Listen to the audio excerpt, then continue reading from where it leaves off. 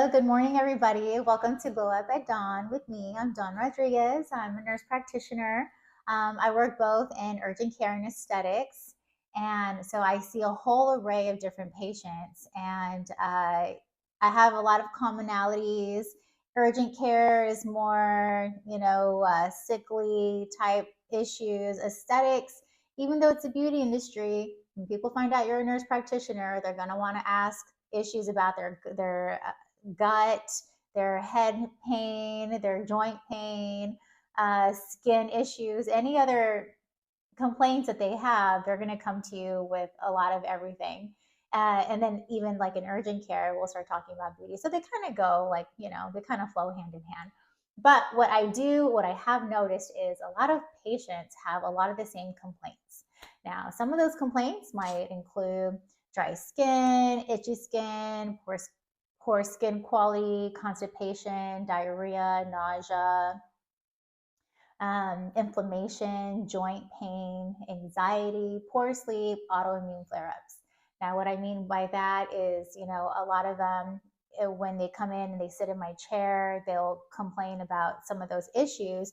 And what I found was a lot of these stem from the same thing, right? And the same common denominator is poor gut health. If your gut's not happy, your mind's not happy, your body is not happy, just everything is thrown off because your gut is the core, it's the center. It controls everything. It's like your engine. I mean, I know we were taught that our heart and our brain are in control of everything, which they are, but without the gut, everything else just kind of falls apart. And I'll explain. So our gut is responsible for so much more than we think. Some even call it the gut brain, okay? Our gut is responsible for managing our organs. It tells our organs how to function, and if our gut's not happy, then our organs aren't functioning appropriately because of the lack of ability for proper excretion or absorption of certain things that our organs need. So some of the organs that are affected are our brain, our liver, our kidneys, our skin, our lungs. And when I talk about brain and I talk about gut brain, a lot of patients that suffer from anxiety and depression and insomnia might find that their body is in a hyper inflammatory state because their gut is just not happy. So now it's just not allowing your brain to be happy. And what do we say that we're most told what our controllers are? Our brain and our heart, right? So, but the gut is the one that tells the brain what to do. So it's really important that we keep we keep that balance. Some of the other organs that are affected is our liver. So what happens is our liver it's responsible for the bile and breaking things down and helping our food break down as well. So if our food is not being broken down properly, one thing, acid reflux might be exacerbated.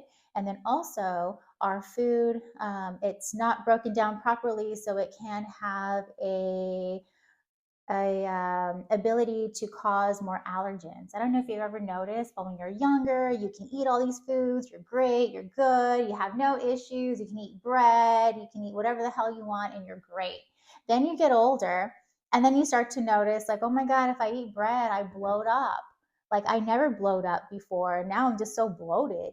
I can't have dairy. If I have dairy, like now my stomach is just hurting. I was never lactose intolerant. What's wrong with me now? Why do I have these allergens that I didn't have before? And a lot of it is because our gut health was never happy to begin with. And so now with that chronic unhappy state, now it's starting to cause allergens in our body. And we start to notice later on that we're actually allergic to certain foods that we weren't allergic to before. So it gets really frustrating for patients because they're just like, come to me with, they're bloated and they're having abdominal pain. I'm like, well, what did you eat? And they explain to me what they ate. And I'm like, well, that might be the issue. And they're like, oh no, I've been able to eat that forever. And I'm like, well, maybe you're not. So when's the last time you had your gut health checked? And they're like, what are you talking about? So it's a conversation that we have to have. So the liver is also responsible for metabolizing estrogen. That also it further processes into other forms of the estrogen. If the gut health is not intact, then a hormonal imbalance may be induced. So, with some patients that are maybe not already premenopausal, but they're having hormonal issues like PCOS and just other phenomena that would point to the direction that their hormones are not in balance. I mean, patients in their 30s and their 20s, it may be gut health, because I'm telling you, the gut health is just so important. So kidneys and heart could also be affected. This could exacerbate cardiovascular disease. Again, with the lipid, the poor redistribution of the lipids could cause it to go into areas that it doesn't belong, high cholesterol, inflammation, poor nutrient absorption, and vitamin deficiency is what else it can cause. And that's because as our food is moving through our gut, it's going through the large intestine, the small intestine, and those are really responsible for not only excreting, but also absorbing all the nutrients that we need.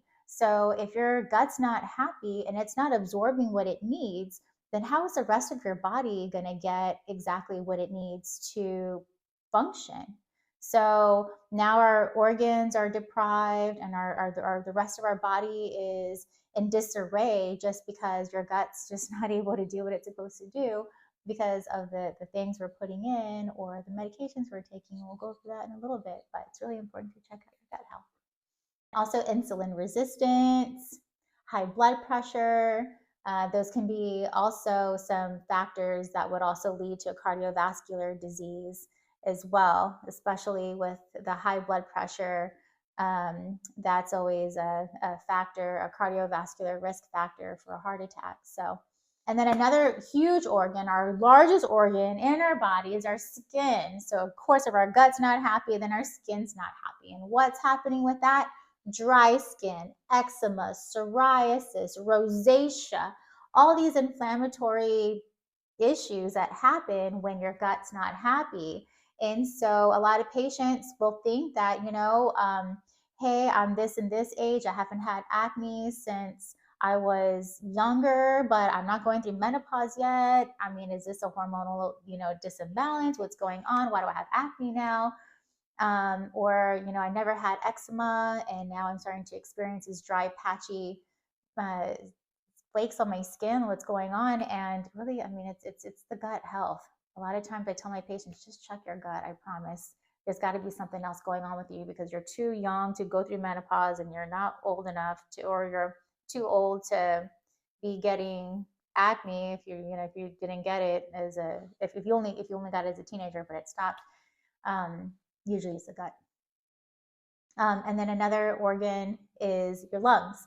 So it can exacerbate chronic inflammatory respiratory issues because of increased mucus production. It can cause COPD just because of the chronic inflammation in the lungs and the chronic mucus distribution that also causes structural changes. So the structural changes will then start to manifest itself as COPD. I mean, you got asthma, emphysema, all those things. So you want to make sure that your microbiome, which is your gut's ecosystem, is in harmony. So what I mean by this is there are so many checks and balances that are needed to make sure that your gut health is happy.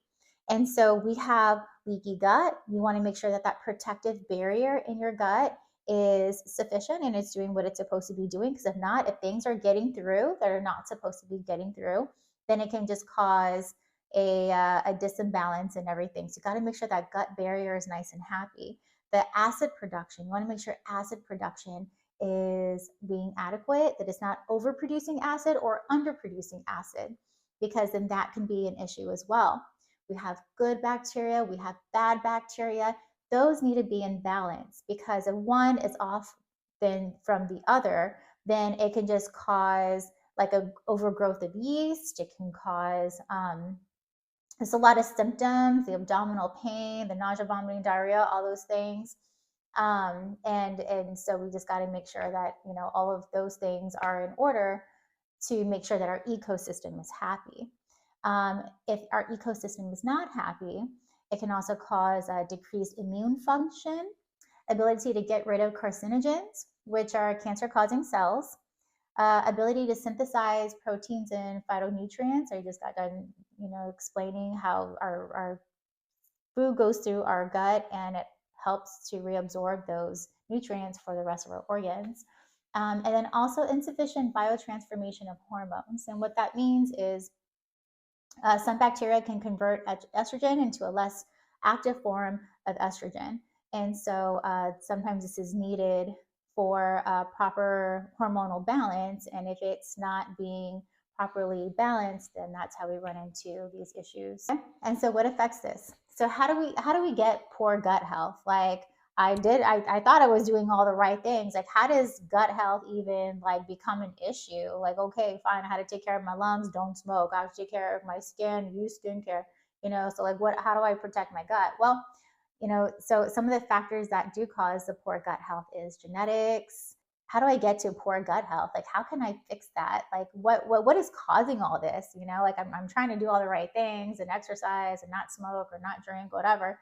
But sometimes, it's just genetics. It just be from your mom and your dad. They had poor gut health. Now you got poor gut health, and no matter how hard you think you've been, how great you think you've been doing by maybe cutting out sodas or maybe I don't know, trying to exercise a little bit more. It's still not good enough. It could be genetics, which is okay because there's ways that you can still go around about it and fix it. Diet, depending on what you're putting inside your body. You think of your body as your car, right? You want to put the right fuel in your car. You wouldn't want to put the wrong gas in your car because then it's going to mess your car up. So you got to think about exactly what you're putting inside your body. Antibiotic use, some patients come to me in urgent care and they're like, I got a sinus infection. After one day, give me some antibiotics. And it's just like, well, I can give you antibiotics, but it's going to mess everything up for you because you probably don't need it. It's probably a viral infection. And I would at least give it a week before actually taking antibiotics. I'm like, nope, give it to me now. So you got to think about how many providers just give them the antibiotics just to make them happy. And that really messes up your gut. Antacids, overuse of antacids, which is very common. We live in the United States where our diet is very poor. A lot of us have acid reflux. So we take Prilosec on a daily, thinking that it's harmless, but really it is messing up your gut biome. Stress, oh my God, stress increases your cortisol levels, increases inflammation. There's so many things that we can say about stress. And it's just like, well, there's nothing I can do about it. I just live a stressful life. You can look at it that way, or you can also look at it as, it's slowly killing you from all this stress. So you just got to figure out what it is that brings most stress in your life and just cut those things out, whether it's poor habits or people or whatever it is that's causing more in your life. You got to make sure that you're maintaining that. You could even meditate. Meditation brings a lot of peace into the body. Poor sleep. We got to try to get in those hours. Sometimes I know it's hard, especially now with so many stressful things going on and, wanting to check social media at nighttime before you go to bed. Those things really keep you up. So you just have to really get a hold of that. Age, of course, as we age, everything just kind of starts to fall apart and go downhill. So you just got to do, maintain the other things because there's nothing we can do about age. We're going to continue to get older. So just try to maintain the other things to substitute for what you can't do for age. And then hygiene, just make sure that, you're washing your foods, everything is clean, and that you're not really ingesting anything that's really too contaminated. Also, so what can you do? Okay, we talked about all the other things, why it happens, but what can you do? What can you do now? Thank you for watching Prospera TV Network. We hope you're enjoying the show. We'll be right back after this commercial break.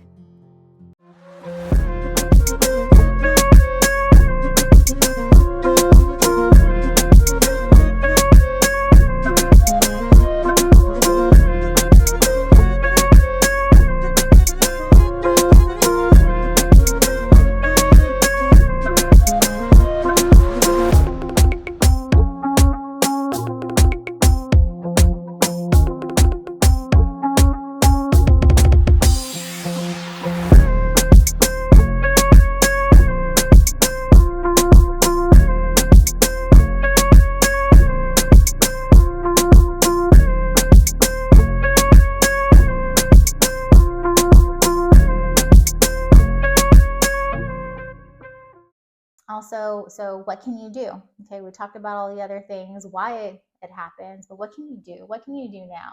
So you can take prebiotics, you can take probiotics, which help with the bad and the good bacteria, just help to balance it out. That's always a good way. It helps to regulate your poops, and your poops are coming out and your toxins are coming out. And it just really helps make that ecosystem just nice and happy. So it's doing what it's supposed to be doing.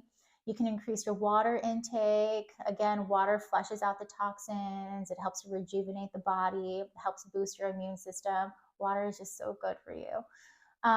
Diets high in fruits and veggies, increase fiber. Again, that's going to help with all the bowel system to keep flowing. It'll help with the nutrient absorption because your body doesn't have to fight so hard. So it'll help to absorb nutrients a lot easier. Whenever you eat, you want to make sure you sit down and eat. You want to relax. You want to have a community, your friends, your family. You want to eat with people. There has been some research that shows if you sit down and you eat with a community of people, that stress levels are actually lower, and it has a degree of happiness. So you want to make sure you're happy. You want to make sure you're just whenever you eat, that's just kind of like your you time. And we live in the United States, we're just like rush, rush, rush, rush, rush, eating as we're going. I sit at my computer and I'm just doing my work, and then I'm eating as I'm working. I mean, that's horrible. Practice what you preach, Dom. Like, yeah, that's exactly what it is. Like, you have to relax when you eat. And then you also want to avoid processed foods. I mean, I know we say it all the time, and sometimes it's just easier, but processed foods just have so many artificial components to them that just stay in your gut, and it's just so bad for you. Now, there are ways that you can check on your gut health. There's a thing called GI Spotlight that I like to introduce my patients to through Designs for Health. And what it does is it analyzes your stool. So you poop in a cup and you send it off to them.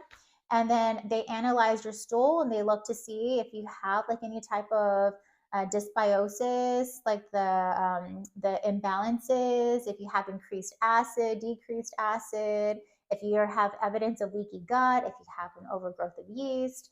And then it also measures your good bacteria, your bad bacteria, and then what supplements need to be taken to kind of correct that short term. And then long term, of course, you would have your prebiotics, your probiotics, and then any other medication or any other supplements that would be needed to help support that healthy ecosystem. Talking about gut health, I mean, this is something that is now up and coming. It is all a part of the trends now. And I'm not talking about this in form of wanting to be trendy, but it's nice that I can speak about this. And now it's a little bit more received because people understand the importance of holistic body health to now bring it out of your skin, your face, your persona, your ability to not be anxious, to get good sleep. This is something that's starting to really come about with the gut health, with NAD injections, with peptides, hormonal balance, weight loss. All of these things are starting to kind of emerge out. And so why do I talk about all this? Because now it seems like people are starting to understand a little bit more about harmonizing the body to help bring out what you want to from your skin and your face and your hair and all the other things that make you pretty. You want to make your body happy too. So as far as gut health, I mean, that's one avenue to do. A lot of patients now are looking into IV therapy, hormonal balance, NAD, peptides. Now that the whole holistic approach is now starting to get a little bit more attention, now we can really appreciate how to make ourselves beautiful from the inside out. So I think it's a wonderful thing. I see this advancing further into more AI-driven treatments. The way I see it is I think there's going to be like a system where you can just kind of go and put all of your symptoms and all of your issues, and then the AI is going to generate, this is what you need to take as far as supplements goes, or you might need a gut check, or you might need, I don't know, NAD injections, like whatever. I really feel like that's the way we're starting to go with the future. Just kind of like, instead of seeing a provider solely to figure out what's going on, patients might be able to go to a source, figure out what's going on there, and then go to a provider to get those supplements, and just to kind of coach them on how to utilize that with diet, exercise, all the other components that are needed as well. Right now, regenerative medicine has really taken off. Before it was more about Botox and filler, and now it's Sculptra, it's PRF, it's PDRN. What Sculptra is, it's a solution that we put into the face, and what it does, when it was first created, it was created for HIV patients that had like fat pockets, like in their it was like a poor distribution of fat in their body. And so they would put the Sculptra in the pits, that like the craters of fat, and it would just help to recreate that volume that was lost, so that now their skin is a little bit more smooth, so it doesn't have like this asymmetrical distribution. And so with that technology, they took it and started to put it into the face to help create more fat in the face and more volume in areas where we needed it, particularly our cheeks. That's why I keep doing this, because I feel like I love Sculptra. I put it in my cheeks all the time. So here, the cheeks, the temples, and then here along your jawline as well. It just really helps to recreate that, versus just running straight to filler. I feel like you run straight to filler, I mean, it's just so artificial, and it just kind of sits there. And then as your skin starts to change and your face starts to change, then what happens with the filler, if it's not fully dissolved, it's just going to stay in there, and then it's going to move, probably not in areas that you want it to be. So yeah, the regenerative medicine with the Sculptra, and then the PRF, that's when we take your own blood, we spin it, we have the plasma, put it back in, and that also helps to recreate the collagen, elastin, all the growth factors, all the wonderful things that we need naturally as our bodies initially intended to. It just kind of forgot because of the aging process. So we put that back where it belongs to kind of wake those cells up and make them do what they're supposed to be doing. And then the PDRN, it's a salmon sperm, and that's new. It's a new thing, new technology, straight from Korea. And that is just helping to rejuvenate the skin. It gives it a nice glow. I mean, I've been seeing remarkable results with the salmon sperm. So, I mean, who knows what they're going to think of next, but that's definitely been a common thing from the aesthetics point of view from today. Undetectable treatments. Undetectable treatments, it means that instead of the big overdone lips and the big overdone cheeks and everything overdone, we just want everything to look natural. So that is something that's common now. And I think that moving forward, as we go more holistic, I think everything's going to be a little bit more natural. I mean, you look at Kris Jenner and Demi Moore, and they got some facelifts, and I mean, they are just so natural looking. They don't look overdone. They don't look overstuffed. Like, they just look like somebody just took back maybe 15 years for them, and they just look so good and so undetectable. Like, you can't even see it.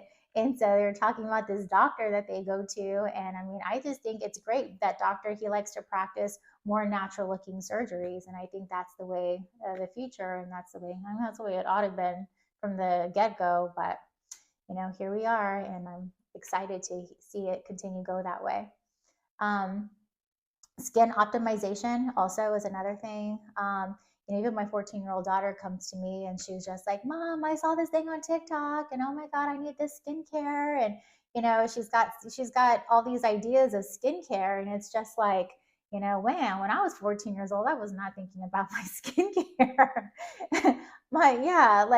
But that's just the thing for these kids nowadays. They're all about that.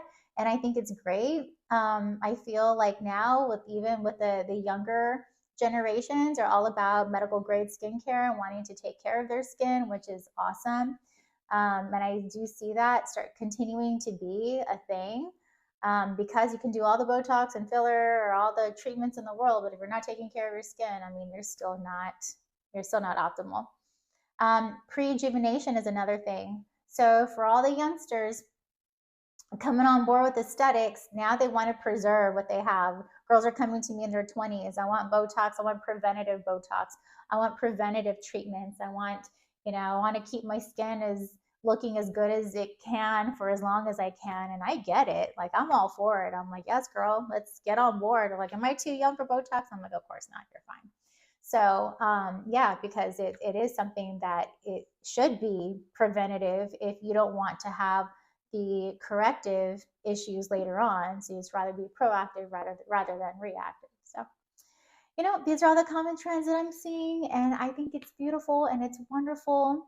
I'm really excited about the whole health optimization and, everybody just wanting to be more natural and wanting to take care of themselves and just being more informed.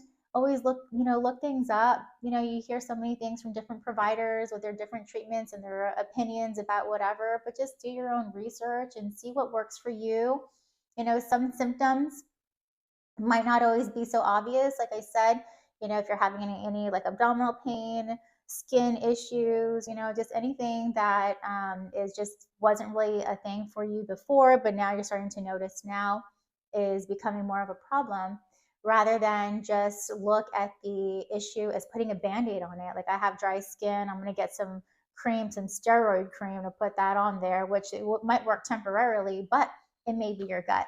So I would encourage everybody to get a gut check and just see if any of the issues that you may have just magically go away. So that is the end of our segment. Thank you so much for joining me today.